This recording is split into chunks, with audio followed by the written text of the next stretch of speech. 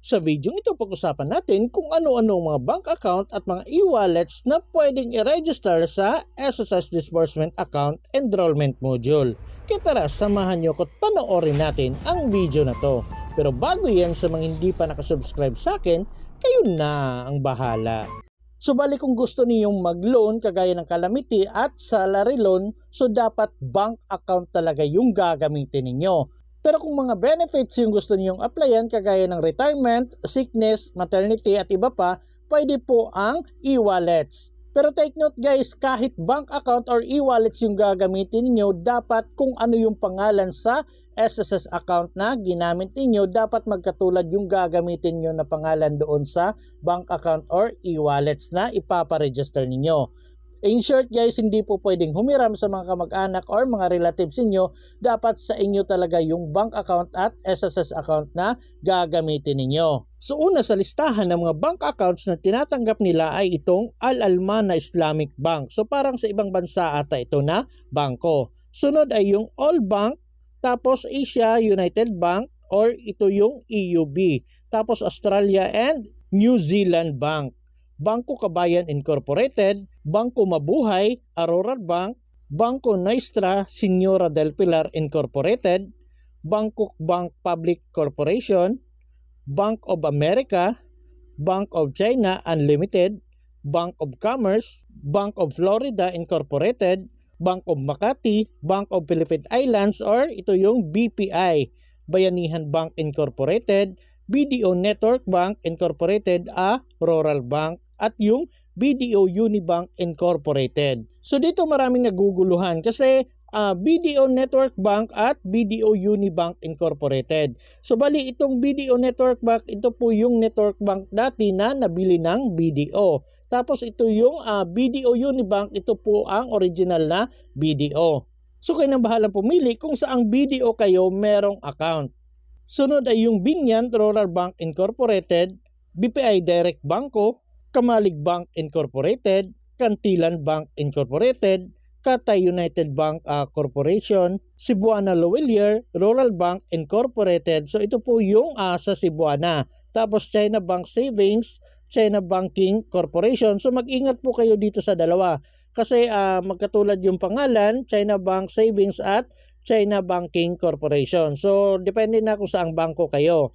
Tapos dito Citibank, tapos Cooperative Bank of Quezon Province, CTBC Banking Corporation, Deutsche Bank, ewan ko kung tama yung pagkabigas ko, tapos Development Bank of the Philippines or DBP, Dumaguete City Development Bank Incorporated, Dunganon Bank Incorporated, East-West Rural Bank Incorporated, East-West Banking Corporation. So mag-ingat din po kayo sa dalawang East-West na to. Kasi magkatulad lang, so i-double check nyo pong maigi kung saang East-West talaga yung account ninyo. Tapos Equicom Savings Bank, First Consolidated Bank, Guagua Rural Bank Incorporated, Industrial and Commercial Bank of China, Industrial Bank of Korea Manila, Innovative Bank Incorporated, JP Morgan, Kib Hana Bank, Laguna Prestige Banking Corporation, Land Bank of the Philippines, Overseas Filipino Bank. So bali ito po yung Land Bank. Tapos sunod ay Malarayat Rural Bank Incorporated, Malayan Bank Savings, Maya Bank Incorporated, Maybank Philippines Incorporated, Mega International Bank, Metropolitan Bank and Trust Company. So bali ito po yung Metro Bank. So itong Metropolitan Bank and Trust Company. So take note, Metro Bank po yan. Kasi marami nagtatanong sa mga videos ko kung saan daw yung Metro Bank. Tapos ang sunod ay Mizuho Bank, Manimol Rural Bank Incorporated, MUFG Bank. So tama ba yung pagkabigas ko? Depende na yan. MVSM Bank. Tapos NetBank Rural Bank Incorporated.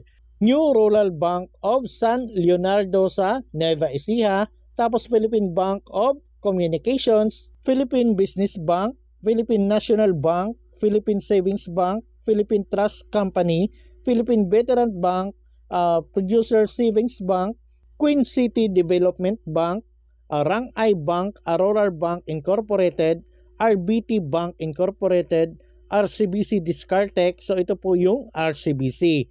And then Robinsons Bank, Rural Bank of Bacolod City, Rural Bank of Bauang Incorporated, Rural Bank of Digos, Rural Bank of Ginobatan, Rural Bank of La Paz Incorporated, Rural Bank of Libak, Sultan Kudarat, Rural Bank of Porac Incorporated, Rural Bank of Rosario. So sa La Union po ito.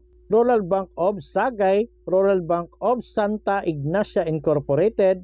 So i-double check nyo po lahat ng mga rural bank guys, depende po kung saang rural bank yung bangko ninyo. Kasi kung napapansin nyo marami pong rural bank na nakalagay dito, baka magkamali kayo ng pag-click. Sunod ay yung C-Bank Philippines Incorporated, Security Bank Corporation, Sinan Bank, Standard Chartered Bank, Sterling Bank of Asia, Sumitomo Banking Corporation, the Hong Kong and Shanghai Banking Corporation, Tonic Digital Bank Incorporated, Top Bank Philippines Incorporated, Union Bank of the Philippines, Union Bank Quick Card. So mag-ingat po kayo sa dalawang ito, Union Bank of the Philippines at Union Bank Quick Card. So double check nyo pong maigi kung saang Union Bank yung bank account ninyo na nakuha. So mag-ingat sa pag-click at pag-register dito sa Union Bank. At meron pang isa, Union Digital Bank, tapos United Overseas Bank of the Philippines,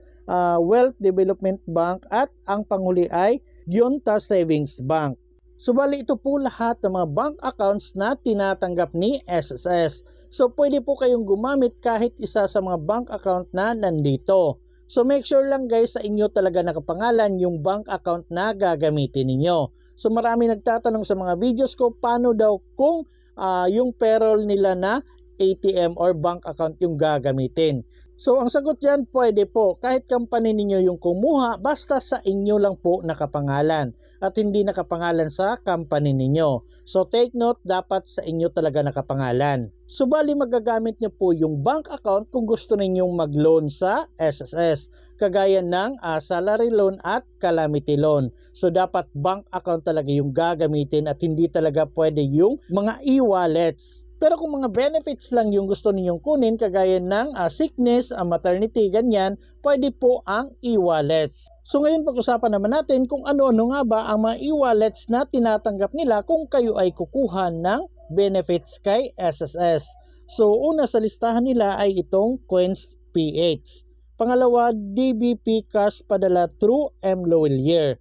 Tapos pangatlo ay GCash. Pang-apat ay Maya Philippines Incorporated at panglima Tayo Cash Incorporated at ang panghuli ay Universal Storefront Services Corporation. So bali ito po yung mga e-wallets na tinatanggap nila. So ulitin ko, pwede po ito kung kukuha lang kayo ng mga benefits kagaya ng retirement, sickness, maternity, pwede po ang e-wallets na ito. Pero take note guys, kung kayo ay maglo-loan, dapat talaga bank account yung gagamitin ninyo. So bali hindi po nila tinatanggap ang mga e-wallets kung kayo ay mag-a-apply ng calamity or salary loan.